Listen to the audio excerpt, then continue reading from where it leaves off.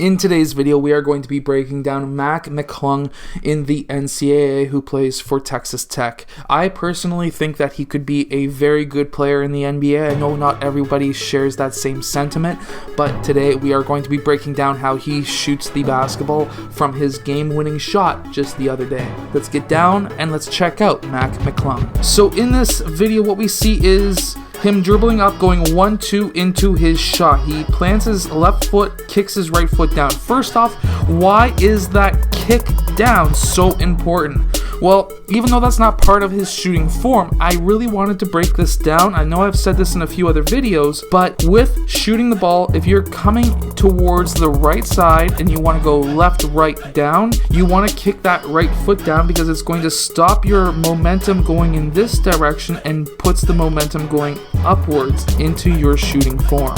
Now, when he gathers that ball, he gathers it at his waist, and he does this with a lot of his shots. Some players will gather closer to their knees, others will gather closer to their waist, and some other players will gather somewhere in the middle. Now, from there, what we see is when he brings that ball up into his set point, he does not bend his elbow on the way up. This is where some players can get into cold streaks because they will bend their elbow on the way up, and depending on how much they bend their elbow, sometimes they can throw their shot off. From there, he does have what seems to be a nice set point right about there. He does have a very one-step type of shot. He doesn't freeze there very long, so it seems to be a one-set shot. Now, from there, his set shot point seems to be right above his right side of his head, above his right eye. From there, his elbow is 90 degrees from the body, or his shoulder is 90 degrees, but his elbow to the ball is about 45 degrees. Now, sometimes when you've got a 90-90 right here, you're going to have usually a faster release. However, that 45 here will give you more power. So some players will decide to shoot at a 90 because it's faster and they've got enough power in their legs to get up into their shot. But a lot of players will want to get the extra power having a 45 on their elbow. The main thing that I like to focus on as a trainer and as a player is how their elbow and what I call the triangle, the shooting triangle, works with the rest of their body. Now, Mac McClung, he tends to be pretty well squared up to the net when it comes to his shoulders as well as his hips.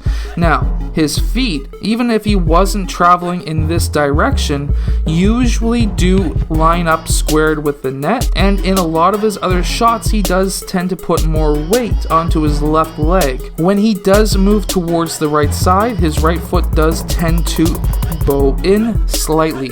Now, this is the same for most players, so that is not necessarily concerning. From there, why is for Mac McClung the squared up body work for him? Well, the reason why it works for him is because his shoulder is in line with his elbow to the rim. Now, if he could not get that elbow in line with his shoulder, or having the ball over top of the elbow, then that's when you start seeing players wanting to move their left shoulder back. But Mac McClung doesn't have that issue. He has that perfect triangle, or what I call that perfect triangle, which is the shoulder in line with the elbow, pointing towards the rim, and then he has that ball over top of his elbow, which allows perfect aim. This is the triangle that you are really trying to focus on as a player, and then you have to orient your body around that triangle. Now, when he goes up for his shot, when he releases that ball, his elbow is above his forehead, if not right in line with his forehead. Why is that important? Well, having the elbow above the forehead or at the forehead level is going to allow him to have the arc on his shot. Now, when he does release the ball, his legs do kick out, and this happens not just in this game-winning situation, but also in a lot of his other shots. Now, why is this important? Well, we see players like Joe Harris shoot like this as well, and the reason why is because now, when he is going up into his shot, we can see even here, his shoulders are still pretty square towards the basket. I'm not counting the fact that his left shoulder is maybe 1 or 2 inches back. That's not a huge factor at all, if not any at all, because he's got that perfect triangle from other camera angles that I have, and I'm going to show you in a few seconds. Now, when you are jumping forward into your shot, you're going to notice that you can sometimes get more power on your shot, but something that's very interesting to me versus other players is the fact that when he jumps up for his shot, he's right at that 3-point line. When he goes up for his shot and he lands, even though he kicked his legs out, he still lands exactly where he took off from. His right leg is slightly more ahead. Now that could be just so that he could get that foul potentially, or not, because not every single one of his shots he kicks his right leg out, but I would say a good 80% of his shots he does tend to do that. Now from there as well, I do notice from other clips that are a little bit closer that I just couldn't find for this video. It's funny how video clips kind of disappear on YouTube on you once in a while. He does shoot from his middle finger as well, and we can see from here that he does not have a thumb flick. A thumb flick can sometimes affect your shot with lesser rotation on the ball, as well as having lesser arc on the ball as well. We can also see he gets really high up into his shot. That's going to allow him to get more range, use less arm power to make that shot. You essentially have to remember that by getting more legs into your shot, you're going to have more power, more distance onto your shot. If you wanted more arc on your shot, you reach up a bit higher. Now, from here, his release is about just maybe roughly around 45 degrees.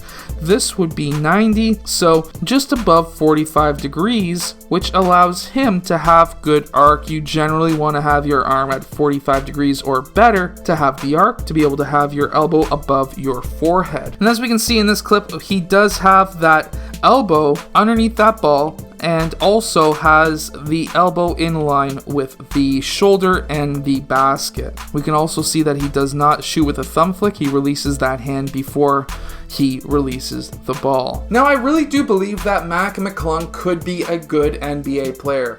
The reasons for that is his ability to jump is going to help him not just on the offensive side to get a lot of momentum back onto their team because of his ability to dunk, but also for his ability on defense. I've just watched a couple of games. I've watched 2 games of his this year, and he is, in my opinion, a really good defensive, one-on-one defensive player, and I may do a breakdown of that later on if he does declare for the NBA draft. Now, from there, his ability to defend, to block shots on other guards because they cannot jump as high as him is amazing, and also his ability to shoot. He tends to shoot above 32%, which is generally the cutoff. And let's just check really quickly.